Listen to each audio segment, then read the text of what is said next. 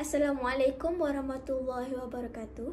Nama saya Nur Ayuni binti Mama Asri, merupakan Ketua Kumpulan bagi Kumpulan 3, akan membentangkan tentang ulasan artikel kami yang pertama bertajuk Falsafah Pendidikan Kebangsaan sebagai Asas Integriti Masyarakat Majmuk di Malaysia.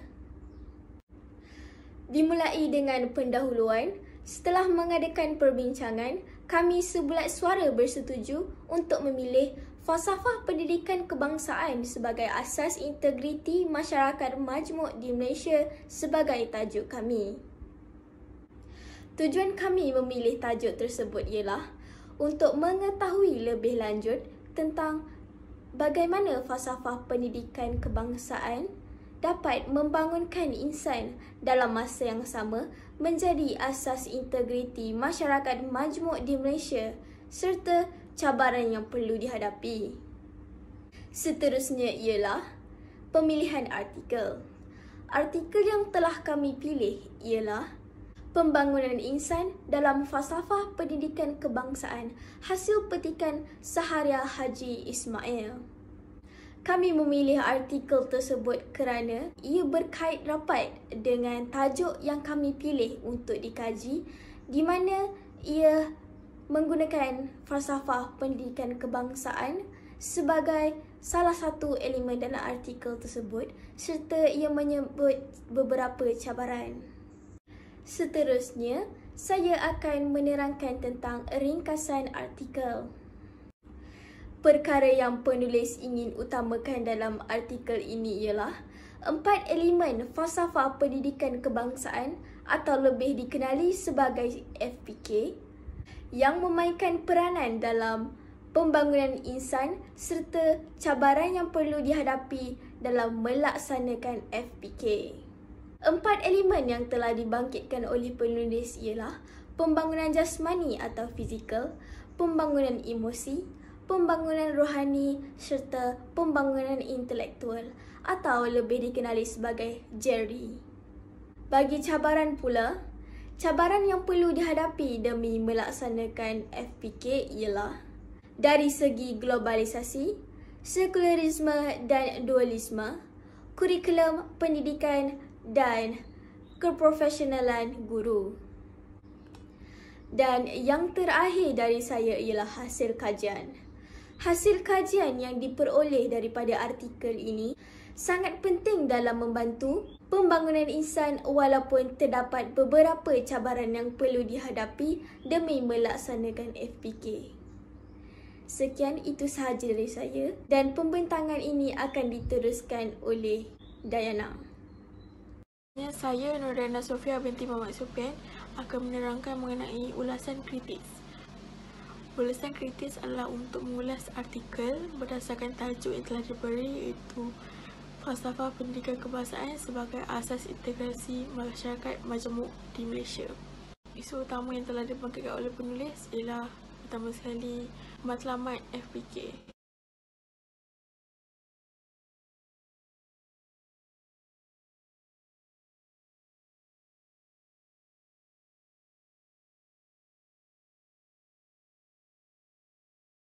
Untuk menyatupadukan jasmani. Hal ini kerana kemahiran-kemahiran tersebut akan memberi manfaat kepada pembangunan insan yang lebih sihat dan seiring dengan perubahan zaman. Penulis menyatakan bahawa emosi rohani memainkan peranan penting dalam diri manusia. Manusia tidak hanya bergantung pada kekuatan fizikal, malah kekuatan minda.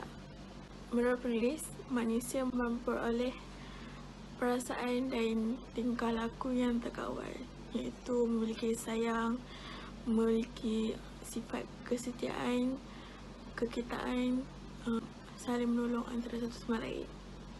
Menurut penulis, rohani adalah sifat kejiwaan yang ada di dalam diri manusia, iaitu dengan mengingati tak ada adanya pencipta, mensyukuri dengan pemberian oleh pencipta dan seterusnya bentuk akhlak yang mulia. Seterusnya adalah intelek. Intelek bermaksud kemampuan berfikir terhadap seorang insan. Menurut penulis, konsep ilmu telah membangkitkan pemikiran dalam minda manusia. Terdapat beberapa unsur untuk membangunkan intelektual manusia, iaitu yang pertama, mendapat menguasai kemahiran. Kedua ialah meningkatkan dan menyebarkan ilmu. Ketiga, memanfaatkan ilmu dan kemahiran untuk diri dan masyarakat pada masa akan datang. Penulis juga menyatakan bahawa FPK terpaksa berhadapan dengan cabaran-cabaran untuk melahirkan insan yang sempurna. Yang pertama, globalisasi.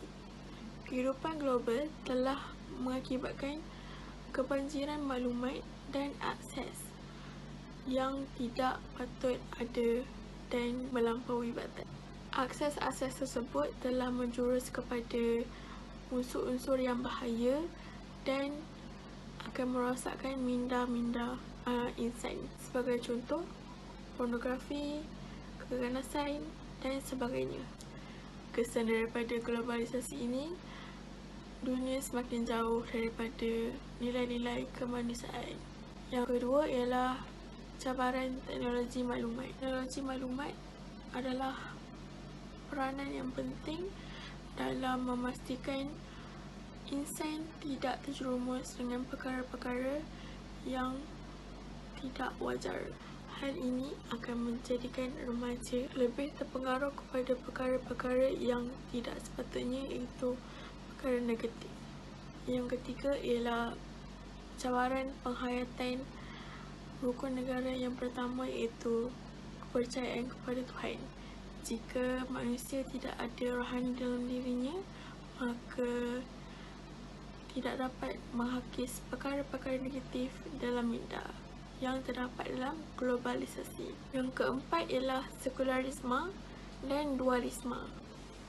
Fahaman sekularisme ini akan membawa Muslim terhadap penolakan kepada ajaran Allah SWT. Sebagai contoh, fahaman sekularisme ini tidak meletakkan Al-Quran dan Sunnah sebagai panduan utama, malah menggantikan teori-teori sebagai panduan. Seterusnya ialah kurikulum pendidikan. Hal ini kerana terdapat cabaran dalam meresisikan konsep sepadu di dalam semua aspek kurikulum.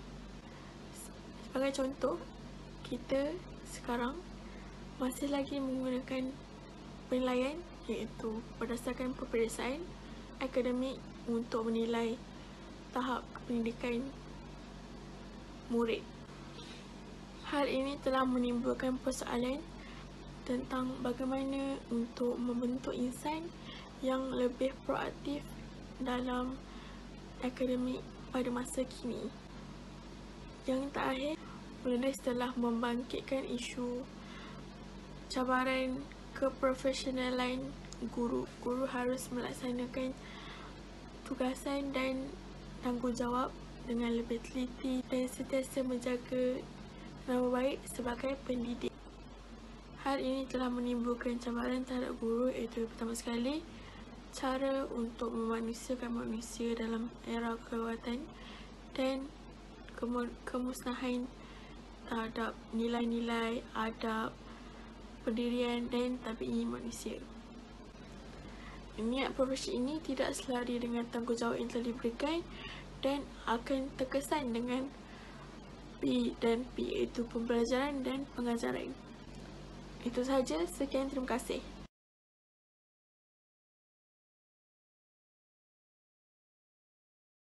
Assalamualaikum warahmatullahi wabarakatuh. Nama saya Nurul Amirah Syairah binti Abdullah dan saya akan menerangkan bahagian 3.2 dan 3.3 dalam tajuk ini. Untuk bahagian 3.2, persoalannya adalah, adakah isu itu menarik? Kami telah bersepakat untuk mengatakan isu tersebut adalah isu yang sangat menarik. Isu tersebut menarik kerana 3 perkara. Yang pertama, penghuraian maklumat dalam isu secara terperinci.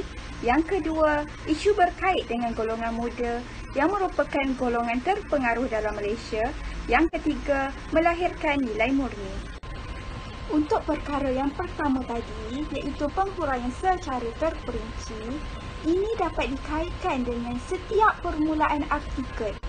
Permulaan dalam artikel akan dimulakan dengan Satu definisi yang sangat tepat dan jelas serta ringkas dan padat yang mampu memberi kefahaman yang sangat dalam terhadap pembaca-pembaca. Selepas definisi, ianya akan disertakan juga dengan huraian penuh berserta dengan contoh berkaitan dengan isu yang telah dikupas. Seterusnya adalah isu yang kedua iaitu berkaitan dengan golongan remaja iaitu pelajar. Golongan remaja adalah golongan yang sangat berpengaruh di Malaysia.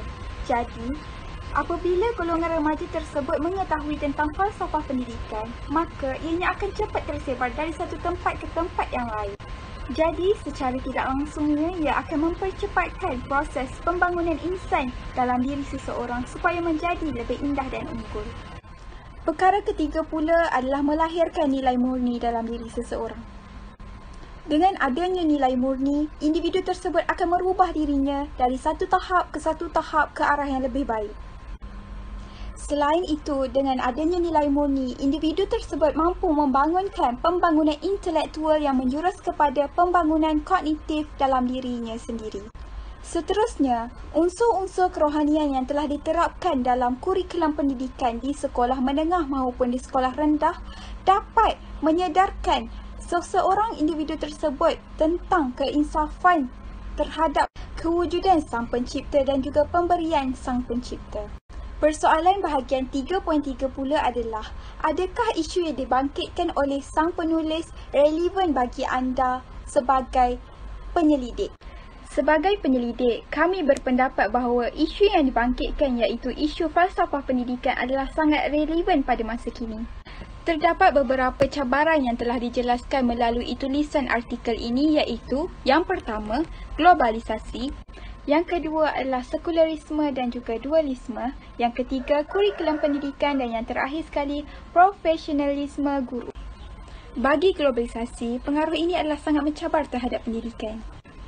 Hal ini kerana kekuatan falsafah pendidikan itu sendiri yang berpaksikan kepada kepercayaan kepada Tuhan. Secara terperincinya, perkembangan semasa masa kini yang diikuti oleh masyarakat zaman ini perlulah dikawal dan dipantau supaya tidak terus-terusan menyesatkan.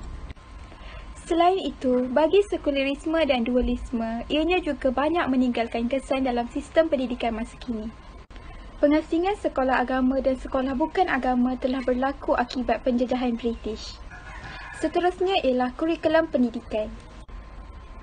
Penilaian kurikulum pendidikan sentiasa mengutamakan peperiksaan akademik yang sangat cemerlang. Penilaian tersebut sangat bagus kerana ianya dapat membantu melihat prestasi pendidikan yang telah dipelajari oleh seseorang individu. Cabaran yang terakhir adalah cabaran keprofesionalisme guru. Semua guru perlulah menjalankan tanggungjawab mereka dengan jujur dan ikhlas. Cabaran ini menjadi salah satu cabaran dalam isu falsafah pendidikan kerana guru merupakan tulang belakang bagi kejayaan murid-muridnya. Ini bermaksud guru hendaklah mempunyai niat bukan semata-mata kerana kepentingan duniawi sahaja, malahan ianya turut untuk membawa kebaikan di dunia maupun di akhirat. Itu sahaja di bawah bahagian saya. Seterusnya kita ke bahagian penerangan yang selanjutnya. Seterusnya, saya akan meneruskan pembentangan dengan tajuk persetujuan tentang artikel. Setelah melakukan kajian terhadap artikel ini, kami sebulat suara menyokong keseluruhan artikel ini. Contohnya dari aspek pembangunan insan dalam falsafah pendidikan kebangsaan, iaitu pendidikan memainkan peranan penting dalam membangunkan modal insan yang mempunyai jati diri, berketerampilan, kepribadian yang tinggi untuk abad ke-21. Tujuan ini adalah untuk menyesuaikan diri mereka dengan persekitaran dan mampu menyelesaikan masalah dengan pelbagai cara yang kreatif. Justru itu, Kementerian Pendidikan Malaysia telah mengatur pelbagai cara dan langkah untuk anak-anak muda yang berpendidikan tinggi di Malaysia.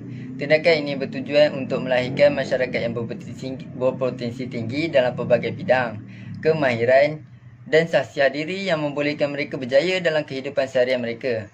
Kewujudan industri kecil dan sederhana telah membantu dan meningkatkan pendapatan negara. Sesuai dengan matlamat falsafah pendidikan kebangsaan, negara menginginkan lebih banyak masyarakat berilmu pengetahuan dalam pelbagai bidang. Oleh itu, sistem pendidikan telah diperbanyakkan. Sistem pendidikan terbagi kepada dua, iaitu pendidikan secara formal dan pendidikan secara tidak formal. Intelek bermaksud golongan terpelajar, cerdik, pandai dan menarik masyarakat lain untuk lebih berpengetahuan. Berdasarkan artikel yang dikaji, Islam membuktikan bahawa ilmu telah membawa umat kejahilan ke arah cahaya kebenaran. Kedatangan Islam membawa gesaan untuk menuntut ilmu. Berdasarkan wahyu pertama yang diturunkan iaitu Iqra, bermaksud bacalah. Wahyu ini meletakkan kepentingan ilmu dalam kehidupan manusia. Islam juga menerangkan bahawa ia tertegak atas dasar ilmu yang dapat menerapkan nilai murni dalam kalangan masyarakat. Pihak sekolah juga memainkan peranan penting untuk mencapai matlamat falsafah pendidikan kebangsaan. Pihak sekolah, terutamanya guru-guru, haruslah memainkan peranan penting dalam merealisasikan matlamat yang ingin dicapai.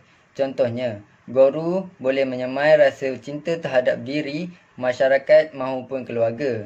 Guru bukan sahaja ditugaskan untuk mengajar murid di sekolah, malahan guru seperti ibu bapa yang mendidik dan memimpin murid walaupun di luar kawasan sekolah. Tindakan ini bertujuan untuk membuka mata para pelajar untuk lebih bersemangat untuk menuntut ilmu. Selain itu, guru juga perlulah mendidik murid-murid dengan sifat mulia. Ini disebabkan tindakan yang dilakukan oleh guru akan dijadikan contoh kepada pelajar. Oleh itu, sifat yang mulia akan melahirkan masyarakat yang berjaya. Tambahan pula, aspek rohani dan emosi juga amat penting dalam falsafah pendidikan kebangsaan.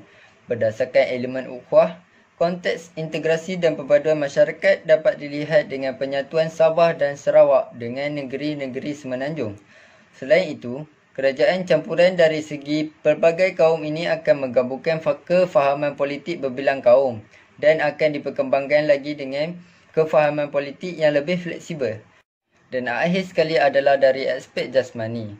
Tujuan utama kurikulum dijalankan adalah untuk mencapai matlamat falsafah pendidikan kebangsaan.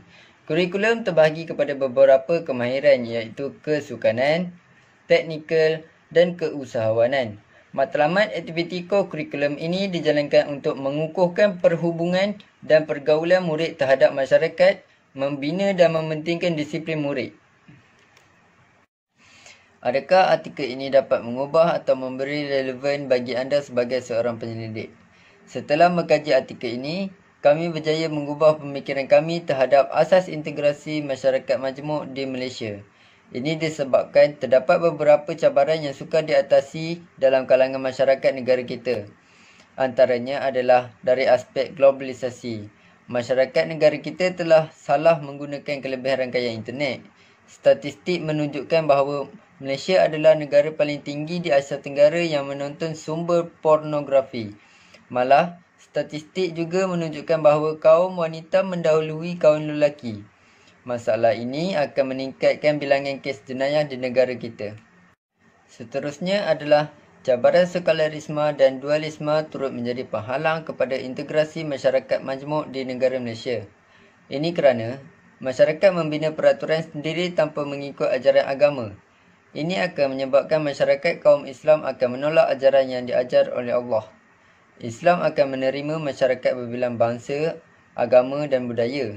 Justru itu, manusia yang berbeza agama tetap boleh menjadi kesatuan insan. Jika sekularisme dan dualisme semakin meningkat, masyarakat negara tidak akan dapat mewujudkan suasana yang harmonis. Akhir sekali, guru mementingkan prestasi akademik pelajar berbanding kurikulum di sekolah. Ini disebabkan pelajar yang baru melangkah ke alam remaja haruslah diterapkan dengan sifat-sifat dan nilai-nilai murni yang baik. Contohnya, aktiviti perkhemahan dapat melahirkan semangat kerjasama dalam masyarakat. Selain itu, aktiviti ini juga dapat merapatkan hubungan silaturahim terhadap pelajar. Aktiviti kurikulum ini mampu melahirkan pelajar-pelajar yang berjaya seiring dengan peribahasa iaitu badan sihat, otak cerdas. Sekian, terima kasih. Assalamualaikum warahmatullahi wabarakatuh. Nama saya Puteri Aliana Biha binti Megat Effendi dan saya akan membentangkan poin 4.0, 4.1, 4.2 dan 4.3. Yang pertama ialah 4.0 iaitu kesimpulan. Seperti yang kita nampak di dalam artikel ini, untuk mencapai pembangunan insan dalam kalangan rakyat majmuk Malaysia, terdapat pelbagai cabaran yang perlu kita hadapi. Yang pertama ialah globalisasi, sekularisme dan dualisme, kurikulum pendidikan Dan yang terakhir ialah keprofesionalan guru. Globalisasi merupakan satu fenomena di mana pelajar maupun masyarakat didapati semakin pantas dan cekap untuk mendapat suatu informasi melalui di hujung jari sahaja. Kehidupan alam cyber telah menjadi trend pada masyarakat zaman sekarang dan ia mengakibatkan banyak gejala negatif yang dominan di luar batasan moral, dan perkara ini membuatkan ia sukar dibendung dan sukar untuk disekat. Cabaran ini mendatangkan mudarat terutama sekali kepada remaja kerana pada alam remaja boleh dikatakan mereka berada di dalam fasa yang sangat rapuh kerana pada peringkat remaja mereka banyak terdedah dengan pelbagai pengaruh serta anasir-anasir yang negatif. Yang kedua ialah sekularisme dan dualisme. Dalam istilah politik, sekularisme merupakan suatu gerakan terhadap pengasingan agama dan kerajaan. Perkara ini dilakukan untuk mengurangkan ikatan antara kerajaan dengan sesebuah agama negara, menggantikan undang-undang yang berasaskan kitab suci dengan undang-undang sivil, dan ia menghapuskan perselisihan pada asas agama. Sistem pendidikan sekularisme telah mewujudkan dualisme di dalam konsep pendidikan. Kewujudan konsep dualisme ini telah memisahkan antara pengajaran agama dan disiplin akal yang lain. Sekularisme dan dualisme telah meninggalkan banyak kesan kepada pendidikan negara sekarang, dan perkara ini diakibatkan oleh zaman penjajahan Inggeris. Sistem pendidikan yang dibawa oleh mereka sedikit sebanyak telah menjadi suatu amalan kepada rakyat Malaysia. Cabaran yang seterusnya ialah kurikulum pendidikan. Kurikulum pendidikan meliputi seluruh proses pembelajaran dari menentukan matlamat dan objektif, membina kandungan yang relevan, memikirkan kaedah pengajaran, penilaian tentang keberkesanannya sehinggalah kepada maklum balas untuk memperbaikinya. Penilaian merupakan perkara yang penting untuk melihat tahap pencapaian seseorang pelajar. Akan tetapi, kurikulum pendidikan hanya menilai atas ketinggian intelek seseorang pelajar itu sahaja, dan perkara ini akan membantukan usaha untuk membangunkan insan kerana pelajar yang tidak dapat melepasi tahap yang ditentukan akan dipinggirkan walaupun mereka mempunyai sasiah yang baik. Akhir sekali, cabaran untuk membangunkan insan adalah dari aspek keprofesionalan guru. Guru merupakan individu yang sangat penting dalam menyampaikan ilmu pengetahuan kepada para pelajar. Keberkesanan pendidikan bergantung kepada kesadaran para guru terhadap tanggungjawab yang dipikul sebagai seorang pendidik. Akan tetapi, terdapat beberapa segelintir guru yang tidak menepati kehendak FPK dan juga falsafah pendidikan guru. Ini disebabkan faktor dari sudut bebanan tugas, kehidupan ekonomi yang mendesak dan juga pengaruh sekularisme. Perkara ini akan menyebabkan ramai yang memohon untuk menjadi seorang guru hanya untuk memenuhi pekerjaan dalam bidang perguruan. Dengan perkara ini, kita akan dapat lihat guru tidak dapat memberikan contoh yang baik kepada pelajar dari aspek tingkah laku, pemakaian dan perhubungan sesama manusia. Dan perkara ini akan memberi kesan yang amat negatif kepada para pelajar. Seterusnya ialah 4.1, iaitu penemuan baru yang dapat diperoleh daripada artikel ini. Antara penemuan baru yang dapat dilihat dalam artikel ini ialah mana cabaran yang dihadapi untuk membangunkan insan memberikan kesan yang sangat mendalam kepada rakyat Malaysia sehinggakan mereka melihat cabaran ini sebagai satu perkara yang normal dan tidak memberikan apa-apa impak yang negatif kepada mereka. Antara kesan yang dapat dilihat ialah kesan daripada globalisasi. Pengaruh globalisasi terhadap pendidikan sangat mencabar. Disebabkan itu, kekuatan FPK yang berasaskan kepada kepercayaan kepada Tuhan akan dapat menghapus pengaruh negatif kesan daripada globalisasi ini. Akan tetapi, kerana rakyat Malaysia kurang menghayati nilai-nilai murni, mereka semakin mengejar nikmat dunia dan hal-hal berkaitan halal haram juga diendahkan. Seterusnya, penemuan baru yang dapat kita lihat ialah dari segi sekularisme dan dualisme. Sekularisme bermaksud memisahkan agama daripada kehidupan. Jika fahaman sekularisme ini dipercayai oleh seseorang individu maupun Muslim, maka ia akan berlaku kepada penolakan kepada ajaran Tuhan.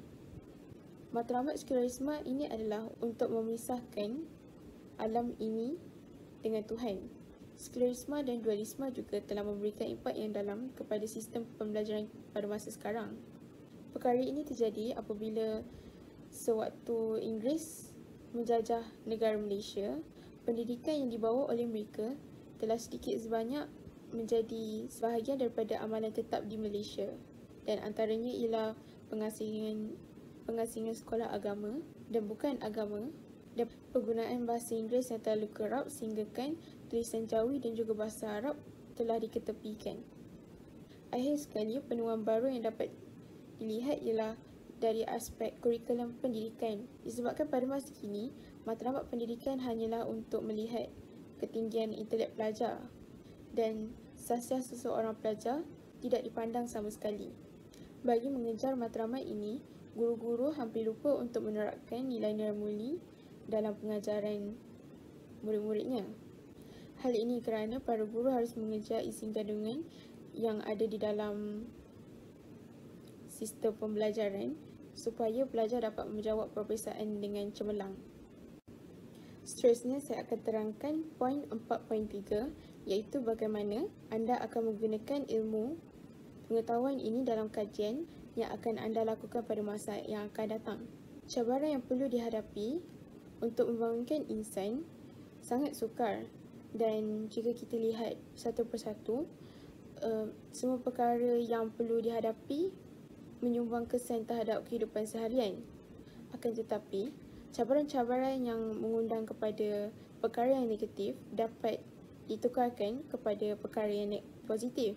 Jika kita lihat daripada aspek globalisasi, negara Malaysia sudah semakin maju dengan teknologi yang kita ada sekarang, dan teknologi yang ada banyak mengundang kepada perkara yang negatif. Akan tetapi, jika mereka menggunakan teknologi tersebut kepada arah kebaikan, maka perkara tersebut merupakan perkara yang memberi faedah kepada seseorang individu. Contohnya, selain melayari internet untuk melihat perkara-perkara hiburan, mereka boleh menggunakan internet tersebut untuk melayari perkara-perkara yang berfaedah seperti membaca surat akhbar di dalam telefon pintar mereka. Selain itu, kita sebagai rakyat Malaysia perlu mengambil inisiatif untuk memahami bahawa pembangunan itu sangat penting untuk diri kita dan juga untuk generasi yang akan datang. Pada zaman sekarang, terdapat ramai pelajar yang mempunyai intelektual yang tinggi, akan tetapi sukar untuk mencari pelajar yang mempunyai sasiah yang tinggi. Hal ini disebabkan kerana setiap sekolah menumpukan perhatian mereka kepada pembelajaran, akan tetapi mereka mengabaikan untuk menerapkan nilai-nilai murni kepada pengajaran murid-muridnya, dan perkara ini akan membawa kesan kepada pelajar yang mempunyai sasiah yang kurang baik. Poin terakhir yang saya akan bentangkan ialah 4.3, iaitu cadangan untuk meningkatkan lagi kualiti kajian ini. Antara cadangan untuk meningkatkan lagi kualiti kajian ini ialah terdapat pelbagai pihak yang memainkan peranan penting untuk membangunkan insan dalam rakyat Malaysia. Pengkaji mendapati bahawa pihak kerajaan boleh meningkatkan bilangan tenaga pengajar yang berjaya dalam sektor pendidikan. Perkara ini bertujuan untuk melahirkan generasi muda untuk menjadi masyarakat yang berjaya dalam pelbagai aspek, dari aspek intelek, jasmani, rohani dan juga emosi. Selain itu, ibu bapa juga memainkan peranan penting untuk meningkatkan matlamat falsafah pendidikan kebangsaan. Mereka memainkan peranan yang penting sebagai suri teladan kepada anak-anak untuk membentuk sasiah diri mereka sehingga mereka meningkat dewasa. Ibu bapa juga perlu menunjukkan sikap yang baik kepada anak-anak kerana mereka akan mencontohi ibu bapa mereka sewaktu mereka menjelang dewasa. Ibu bapa perlu menguruskan anak mereka dengan baik supaya anak mereka akan mempunyai sifat yang baik sehingga mereka menjelang dewasa. Akhir sekali, guru juga banyak meluangkan masa dengan murid di sekolah dan secara tidak langsung mereka memikul tanggungjawab untuk membantu anak-anak murid mereka menjadi seorang pelajar yang baik. Untuk melahirkan murid yang baik, guru juga perlu meningkatkan mereka punya profesionalism dalam bidang perguruan. Untuk menjadi guru yang lebih profesional, mereka perlu peka dengan perubahan sistem pendidikan yang ada di negara kita sekarang. Dengan ini, pelajar tidak akan ketinggalan dari segi pembelajaran dan perkara ini juga akan meyakinkan ibu bapa mereka untuk menghantar anak mereka ke sekolah setiap hari. Itu sahaja daripada saya. Assalamualaikum warahmatullahi wabarakatuh. Kami daripada kumpulan 3 ingin membentangkan tajuk serangan ideologi barat terhadap pemikiran umat Islam. Artikel yang telah kami ulas adalah serangan ideologi barat terhadap pemikiran umat Islam serta implikasinya terhadap iman, hasil nukilan Muhammad Aizam bin Mas'ud.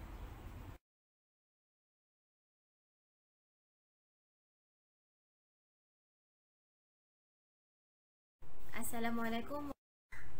Di dalam artikel yang telah dikarang oleh beliau membincangkan 4 ideologi barat seperti sekularisme, kapitalisme, humanisme dan hedonisme. Sekularisme membawa maksud pendirian atau pemikiran yang menolak hal-hal ukhrawi dan hanya fokus kepada hal duniawi seperti politik, ekonomi dan pendidikan. Seterusnya, ideologi kapitalisme yang membawa maksud satu sistem ekonomi berdasarkan hak milik peribadi dan kebebasan mutlak ke atas sesuatu individu. Selain itu, teori humanisme adalah membawa maksud satu sistem pemikiran yang memberi penekanan terhadap nilai kemanusiaan serta kebajikan. Ideologi yang terakhir yang dibincangkan di dalam artikel adalah ideologi hedonisme, di mana ideologi hedonisme adalah satu pegangan ataupun pandangan yang mementingkan kepada hiburan dan keseronokan. Secara ringkasnya, keempat-empat ideologi yang disebut sebentar tadi adalah satu ideologi yang memberi impak negatif kepada umat masyarakat Islam di Malaysia.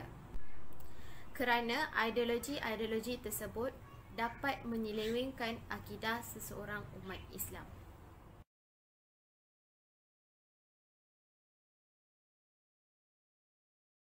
Saya Nur Batusha binti Muhammad Nizam Shah akan menerangkan secara ringkas mengenai ulasan kritis dan ringkasan artikel. Seterusnya, tugasan ini bertujuan untuk menelaah dan mengulas artikel yang diberikan kepada kami yang bertajuk Serangan Ideologi Barat terhadap Pemikiran Umat Islam.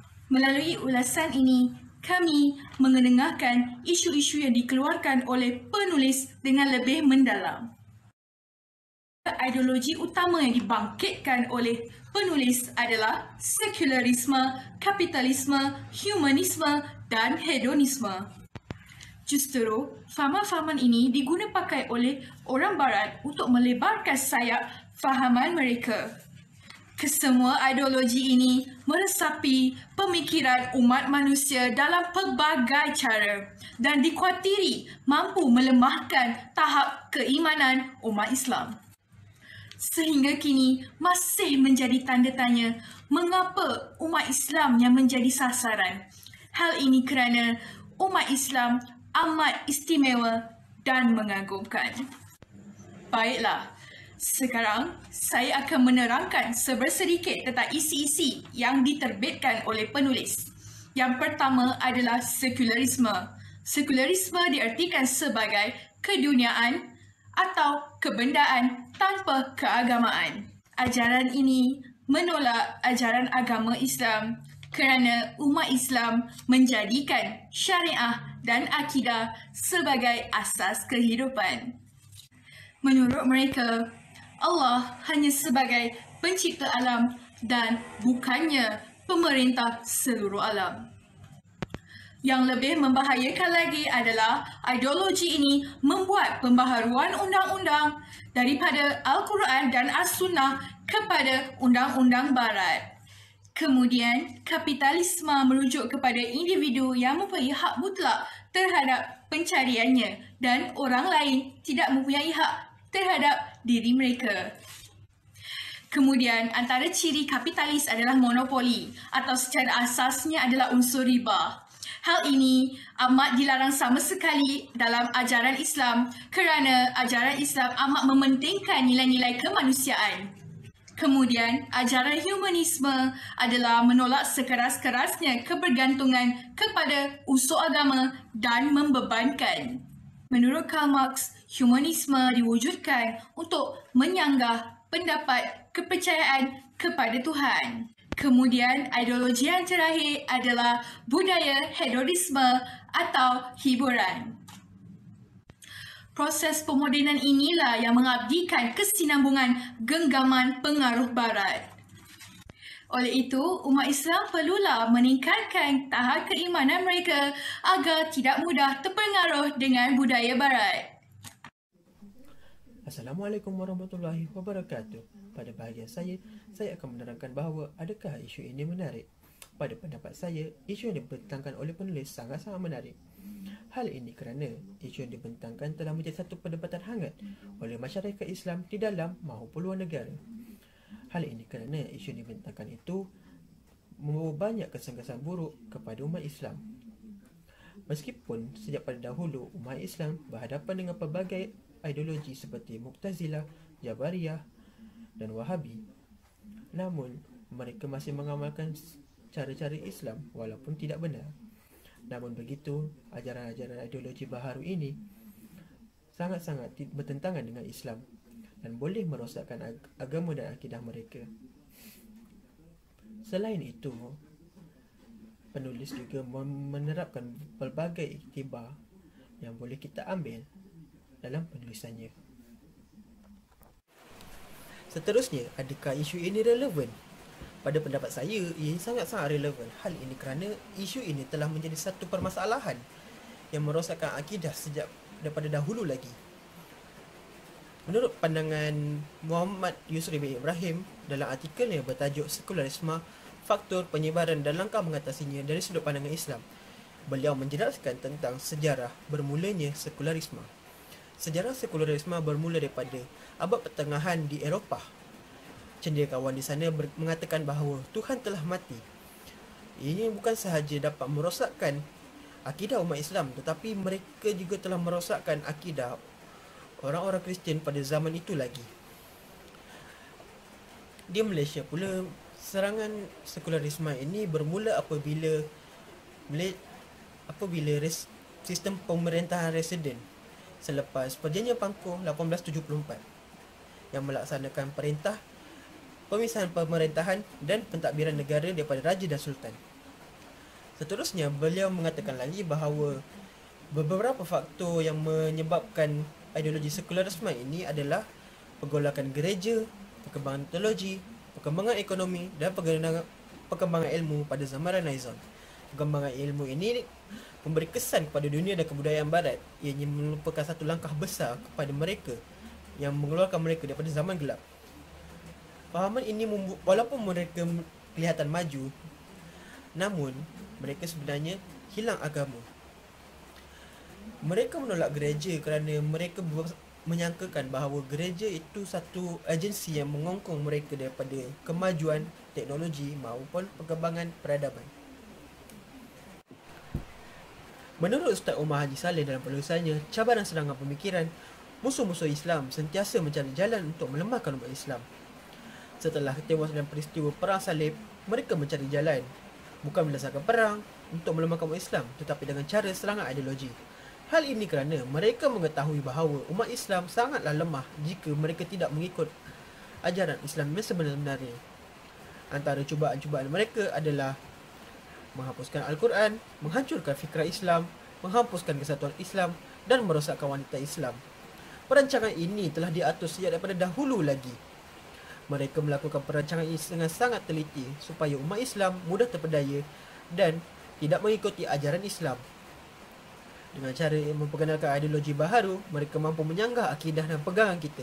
Mereka dapat melemahkan kita sehingga kita akur dan tunduk pada mereka. Hal ini menunjukkan betapa bersungguhnya mereka hendak mengalahkan Islam. Jika umat Islam tidak berwaspada, mereka mungkin akan tewas dengan ideologi-ideologi seperti ini. Seterusnya, menurut Muhammad Roslan Muhammad Noor dalam penulisannya Menangani Cabaran Umat Islam Era Moden, terdapat dua cara musuh Islam menyerang umat Islam, daripada serangan direct ataupun indirect. Contoh serangan direct adalah pada tahun 2000 semasa kebangkitan intifadah kedua rakyat Palestin. Mereka telah mengaturkan satu rancangan untuk menghancurkan umat Islam dan mengubah persepsi dunia kepada orang Islam. Mereka menggunakan rancangan untuk menyerang bangunan berkembar WTC pada tahun 2001. Peristiwa ini dikenali sebagai peristiwa 9/11, yang di mana pada masa itu seluruh dunia telah memandang serong kepada agama Islam yang menyangkakan umat Islam itu sebenarnya adalah pengganas. Pada serangan indirect pula, mereka menyasarkan golongan remaja dengan memperkenalkan budaya hedonisme. Budaya hedonisme ini adalah satu budaya di mana kita sentiasa digalakkan untuk berhibur. Kita sentiasa memerlukan hiburan untuk hidup di dalam dunia ini.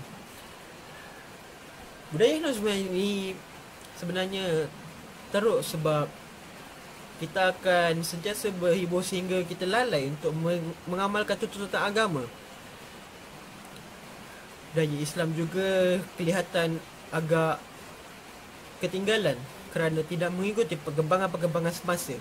Kewujudan hiburan barat dapat dilihat sebagai satu medium untuk menyebabkan umat Islam menjadi lalai dan lupa kepada tuntutan agama. Sebagai contoh, penulis meletakkan rancangan Malaysian Idol yang ditiru daripada rancangan American Idol menjadi sangat popular di Malaysia kerana ramai meminta supaya wujudnya program begitu di Malaysia. Hal ini jelas menunjukkan bahawa betapa mudahnya mereka jatuh dan terjumus dalam lembah hiburan yang dipotret budaya barat sebagai budaya yang elok. Persetujuan tentang kandungan artikel. Poin yang pertama adalah penyebaran ideologi barat dalam kalangan umat Islam. Di mana kita tahu Islam adalah agama yang utuh dan membangun, di mana bangsa-bangsa agama lain melakukan pelbagai strategi untuk menjatuhkan agama Islam. Antara strategi yang digunakan adalah Al-Ghazwu Fitri, iaitu dengan meruntuhkan keimanan Islam secara perlahan-lahan. Atau yang di mana kita tahu Al-Ghazwu ni mengabaikan cara lama Islam dan mempercayai kepercayaan baru yang menolak unsur-unsur agama. Poin yang kedua, kami bersetuju dan bersependapat bahawa iman merupakan faktor penting dalam kemajuan dan kemunduran. Iman yang kuat datang daripada ibadah yang mengikut ajaran-ajaran Islam, manakala perbuatan yang melanggari ajaran-ajaran Islam akan menyebabkan lemahnya iman seseorang. Kesimpulannya di sini, iman yang kuat akan memajukan sesebuah bangsa kerana iman yang utuh akan mengeratkan sesebuah bangsa, manakala iman yang lemah akan memudahkan sebuah bangsa mundur kerana tiada kesepakatan dalam sesebuah institusi ataupun bangsa umat Islam.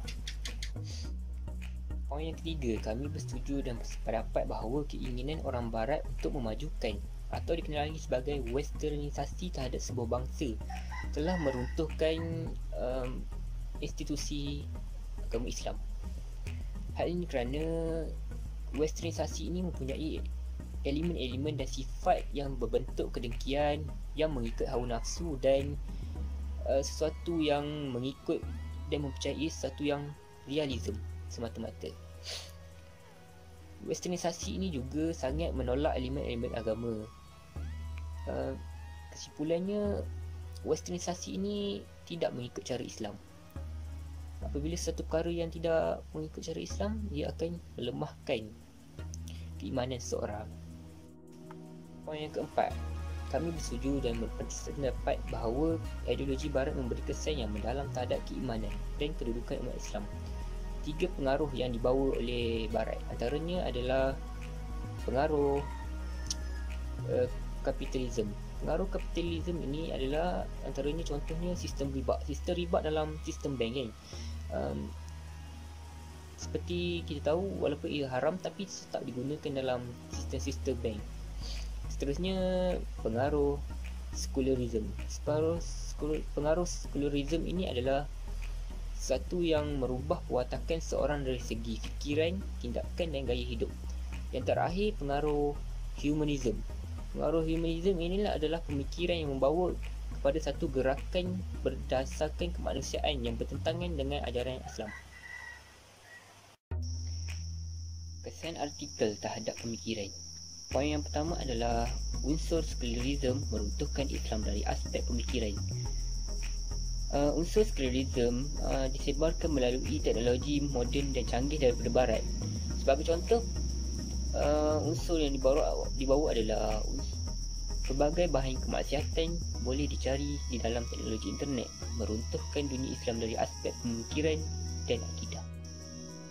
Poin yang kedua adalah menganggap ideologi hedonistik adalah perkara biasa. Anggapan ini menyebabkan munculnya segala masalah kebijakan sosial yang negatif yang sering keluar di muka akhbar harian tentang masalah gejala negatif ini. Akhirnya Barat dapat menguasai pemikiran dan tingkah laku sedikit demi sedikit, berjauhan dengan pegangan agama dan lebih selesa dengan budaya Barat. Poin yang ketiga ialah meruntuhkan keimanan melalui pemodenan. Pengaruh ini menyebabkan kehidupan harian masyarakat Islam tanpa batasan yang sering cenderung ke arah kemaksiatan. Walaupun situasi ini sudah lama diketahui oleh masyarakat lain, tetapi mereka sudah selalu menikmati kesenangan teknologi Barat. Hal ini menyebabkan masyarakat mempercayai ideologi Barat dan terus mengikuti dengan kehidupan dunia hedonisme Barat yang moden. Poin yang keempat ialah hidup yang senang dan moden menjadikan bangsa cenderung akan keseronokan. Wahai kita tahu, keseronokan di dunia adalah sementara dan tidak kekal. Ideologi Barat sememangnya jauh menyimpan dengan ajaran Islam yang bertentangan dengan nilai-nilai positif daripada Islam.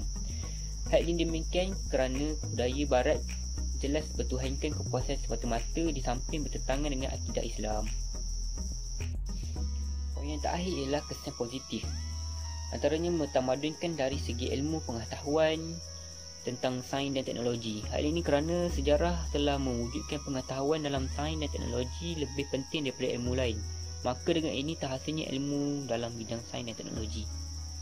Kesimpulannya, walaupun kita tahu pengaruh Barat ini membawa kesan negatif, tetapi kita boleh mengaplikasikannya dalam kehidupan harian kita. Tetapi kita haruslah bijak menggunakan ideologi Barat dengan cara yang betul. Assalamualaikum, nama diberi Nur Amirah binti Abu Hassan dan nombor matrik saya 2020461756. Okey, saya akan membentangkan tentang kesimpulan serangan Barat terhadap ideologi umat Islam. Okey, kesimpulannya adalah serangan ideologi Barat mampu menyerang pemikiran umat dengan pelbagai cara dan mampu menghakis keimanan seseorang. Antaranya adalah kita ada 4 ideologi utama, iaitu sekularisme, hedonisme, humanisme dan kapitalisme. Okey, sekularisme ni adalah menjadikan keduniaan adalah matlamat utama untuk meneruskan kehidupan dan membelakangkan agama. Ini adalah satu kesan yang negatif terhadap pemikiran umat Islam. Okey, yang kedua adalah hedonisme. Hedonisme ini adalah mampu membuatkan pemikiran seseorang menjadi alpa, hiburan yang melampau sehinggakan alpa terhadap keagamaan dan mengikut budaya Barat. Okey, seterusnya adalah humanisme. Humanisme mampu menjadikan seseorang manusia menolak sekeras-kerasnya tentang unsur agama dan menganggap bahawa sebagai satu bebanan. Ini adalah salah satu kesan yang sangat negatif dan mampu merosakkan keimanan seseorang. Dan yang terakhir adalah kapitalisme. Kapitalisme adalah mampu menjadikan seseorang individu tamak dengan apa yang dimiliki. Seterusnya adalah penemuan baharu yang diperolehi daripada artikel. Okey, kami dapat menyimpulkan bahawa terdapat 3 aspek yang kami jumpai, iaitu sosial, dari segi sosial, dari segi ekonomi dan juga politik. Okey, dari segi sosial, cerita yang dipersembahkan berkemungkinan mempunyai unsur-unsur kekerasan yang boleh mempengaruhi keimanan seseorang untuk mencuba hal demikian. Okey, seterusnya adalah dari segi politik. Pada masa kini, negara kita ialah negara yang mempunyai agama Islam sebagai agama rasmi. Tetapi ada sesetengah pemimpin negara kurang mempraktikkan kepimpinan mereka sebagai seorang Muslim. Ideologi seperti yang dinyatakan dalam ekonomi tidak dapat beroperasi dengan baik kerana adanya unsur kapitalisme. Assalamualaikum warahmatullahi wabarakatuh. Nama saya Anissa Zurani binti Abdullah. Nombor pelajar 200862716. Saya akan menentangkan bahagian kesimpulan iaitu 4.2, bagaimana anda akan menggunakan ilmu pengetahuan ini dalam kajian yang akan anda lakukan pada masa akan datang. Dalam artikel ini membincangkan dan memberi penjelasan yang tepat mengenai bagaimana sesebuah ideologi tersebut memberi kesan dan impak kepada umat Islam. Terdapat pelbagai anasir luar yang bakal dibawa masuk dalam fikiran dan kehidupan anak muda, belia dan merosakkan pemikiran serta etika mereka jika tidak mempunyai pengajaran ataupun perolehan yang didapati dalam kajian ini. Terdapat pelbagai anasir luar yang bakal dibawa masuk ke dalam pemikiran dan kehidupan anak muda yang sudah tentunya akan merosakkan pemikiran mereka serta etika jika mereka tidak mempelajari pengajaran daripada kajian ini. Namun, segelintir umat Islam telah pun mengambil kesan dan impak ke arah yang positif seperti mana para umat Islam dan ahli ilmuwan menyedari akan kemelesatan ekonomi keluarga yang telah berkahwin semakin tinggi akibat daripada serangan ini. Mereka dapat memikirkan cara bagaimana untuk menaik taraf kehidupan tanpa mempunyai unsur penipuan atau syubhah, malah hindari daripada riba. Seperti mana yang kita sedia maklum bahawa perniagaan ataupun ekonomi yang dijalankan tanpa adanya unsur-unsur Islam dipraktikkan di dalam perniagaan tersebut akan adanya unsur riba, syubhah dan penipuan, dan ini akan menyebabkan pendapatan tersebut yang diperolehi adalah tidak berkat dan akan merosakkan lagi keimanan dan pemikiran umat Islam tersebut. Seterusnya, sebagai umat Islam, kita perlulah mengambil iktibar dari serangan ideologi oleh kaum barat ini berupaya meracuni pemikiran masyarakat kita dari segi aspek ilmiah serta rohani dan juga jasmani. Dari aspek rohani, kemungkinan keimanan ataupun kepercayaan seseorang umat Islam itu boleh tergugat akibat serangan ideologi ini yang mengamalkan kehidupan liberalism, iaitu secara logik dan menolak semua kepercayaan keagamaan dan mempraktikkan kehidupan seperti masyarakat barat. Oleh yang demikian, kita sebagai umat Islam perlulah cakna dan mengambil berat tentang isu-isu ataupun serangan-serangan ideologi yang bakal menyerang pemikiran kita sebagai umat Islam. Hal ini kerana serangan-serangan ideologi tersebut mampu menggugat keimanan kita, dan kita juga sebagai umat Islam perlulah terus memperbaiki keimanan agar kita sentiasa berada di jalan yang benar. Seterusnya, 4.3 itu cadangan untuk meningkatkan lagi kualiti kajian ini. Cadangan yang diberikan adalah dengan mengkaji lagi tentang serangan ideologi ini lebih mendalam dan lebih spesifikasi tentang agama lain dan memberi lebih banyak contoh mengenai serangan ideologi barat, bukan sahaja tentang agama Islam tetapi secara menyeluruh. Kerana seperti yang kita sedia maklum, serangan ideologi ini bukan sahaja tertumpu kepada umat beragama Islam.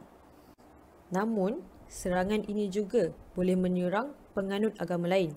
Serangan ini mampu memberi kesan yang negatif terhadap individu tak kira agama ataupun bangsa.